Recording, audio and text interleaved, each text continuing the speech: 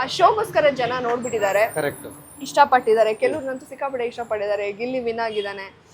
ಗಿಲ್ಲಿಗೆ ಸಿಗ್ತಾ ಇರೋ ಪ್ರೀತಿ ಎಲ್ಲ ನೋಡಿದಾಗ ತುಂಬಾ ಖುಷಿ ಆಗುತ್ತೆ. ಅಂದ್ರೆ ಒಬ್ಬ ಮನುಷ್ಯ ನಗ್ಸಿದಾನೆ, ಜನಕ್ಕೆ ಏನು ಆ ಟೆನ್ಷನ್ ಅಲ್ಲಿ ಯಾರೋ ಒಬ್ಬ ನಗ್ಸಿದಾನೆ, ಅವನ್ನ ಇಷ್ಟಪಟ್ಟಿದ್ದಾರೆ. ಮತ್ತೆ ಗಿಲ್ಲಿದು ನನ್ಗೆ ಗೊತ್ತಿತ್ತು, ಆ ನಲ್ಲಿ ಮೂಳೆದೆಲ್ಲ ನನ್ಗೆ ಹೇಳೋರು ನಾನು ನೋಡಿರ್ಲಿಲ್ಲ, ಬಟ್ ನಿನ್ನೆ ನಾನು ನೋಡಿದೆ ಒಂದು.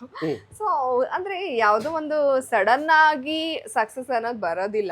ಒಂದು 5-6 ವರ್ಷದ ಹಿಂದೆ ಯೂಟ್ಯೂಬ್ ಅಲ್ಲೆಲ್ಲ ಅಷ್ಟೊಂದು ವಿಡಿಯೋಸ್ ಮಾಡಿದಾನೆ, ಸಿಂಗಲ್ ಟೇಕ್ ಅಲ್ಲಿ. ಅವನು ರೈಟರ್ ಕೂಡ ಹೌದು. ಪ್ರಾಸಬದ್ಧವಾಗಿ ಆನ್ ಸ್ಪಾಟ್ ಅಲ್ಲಿ ಸ್ವಲ್ಪ ಸ್ಪಾಂಟೇನಿಯಸ್ ಆಗಿ ಕಾಲಿಳಿಯೋದು ಮಾತಾಡೋದು ಮಾಡೋದ್ರಿಂದ ಜನಕ್ಕೆ ಇಷ್ಟ ಆಗಿದೆ. ಅಲ್ಲಿ ಅವ್ನು ನನಗೆ ರೇಗ್ಸವಾಗ ನಮ್ಗೆ ಅಷ್ಟು ಗೊತ್ತಾಗ್ತಿಲ್ಲ. ಅಂದ್ರೆ ಕೆಲವು ಸಲ ನಗು ಬಂದಿದೆ, ಪ್ರಿನ್ಸಿಪಲ್ ಟಾಸ್ಕ್ ಅಲ್ಲೆಲ್ಲ ನಗು ಬಂದಿದೆ, ಇನ್ನೊಂದಷ್ಟಲ್ಲೆಲ್ಲ ನಗು ಬಂದಿದೆ. ಬಟ್ ಅಲ್ಲಿ ಜನರಲ್ ಆಗಿ ಮಾತಾಡುವಾಗ ಅವ್ನು ನಮಗೆ ಬರೀ ಕಾಲಿಳಿತಾನೆ ಹಂಗೆ ಅಂತ ಹೇಳಿ ನಮ್ಗೆ ಇರಿಟೇಟ್ ಆಗ್ತಾ ಇತ್ತು. ಬಟ್ ಆಚೆ ಕಡೆ ಬಂದು ನೋಡಿದಾಗ ಅದಕ್ಕೆ ಮ್ಯೂಸಿಕ್ ಹಾಕಿ ಎಡಿಟ್ ಮಾಡಿದಾಗ ಅದು ನಗೋ ತರ ಆಗುತ್ತೆ. ಸೊ ಗಿಲ್ಲಿ ಸೋಷಿಯಲ್ ಮೀಡಿಯಾದಲ್ಲೆಲ್ಲ ಯಾರು ಪಾಸಿಟಿವ್ ಆಗಿ ಅವನ ಬಗ್ಗೆ ಟ್ರೋಲ್ ಮಾಡಿದಾರೋ, ಅವ್ನ ಕಾಮಿಡಿಗಳನ್ನ ಮ್ಯೂಸಿಕ್ ಹಾಕಿ ಎಫೆಕ್ಟ್ ಹಾಕಿ ತುಂಬಾ ಇನ್ನು ಮೋರ್ ಇಂಪ್ಯಾಕ್ಟ್ ಆಗೋ ಮಾಡಿದಾರೋ ಅವ್ರಿಗೂ ಒಂದು ಥ್ಯಾಂಕ್ಸ್ ಹೇಳ್ಬೇಕು. ಈಗ ನಾನೇ ಬಿಸ್ನಿ ತಗೊಂಡ್ ಬಾ ಅಂತ ಕರೆದಿದ್ದೇನೆ, ಅವನು ಹೋಗ್ ಮುದೇವಿ ಅತ್ತ, ಹೋಗ್ಬಿಡುತ್ತದೆ ಹಂಗೆ ಹಿಂಗೆ. ಅಲ್ಲಿ ನಮ್ಗೆ ಇರಿಟೇಟ್ ಏನ್ ಹಿಂಗಂತಾನೆ ಅಂತ. ಬಟ್ ಅದನ್ನ ಆಚೆ ಕಡೆ ಬಂದು ವಿತ್ ಮ್ಯೂಸಿಕ್ ಎಡಿಟ್ ಅಲ್ಲಿ ನೋಡಿದಾಗ ಅದು ಚೆನ್ನಾಗಿ ಅನ್ಸುತ್ತೆ. ಸೊ ಹಂಗಾಗಿ ಗಿಲ್ಲಿ ರೀಚ್ ಆಗೋದಕ್ಕೆ ಸೋಷಿಯಲ್ ಮೀಡಿಯಾ ಕಾರಣ.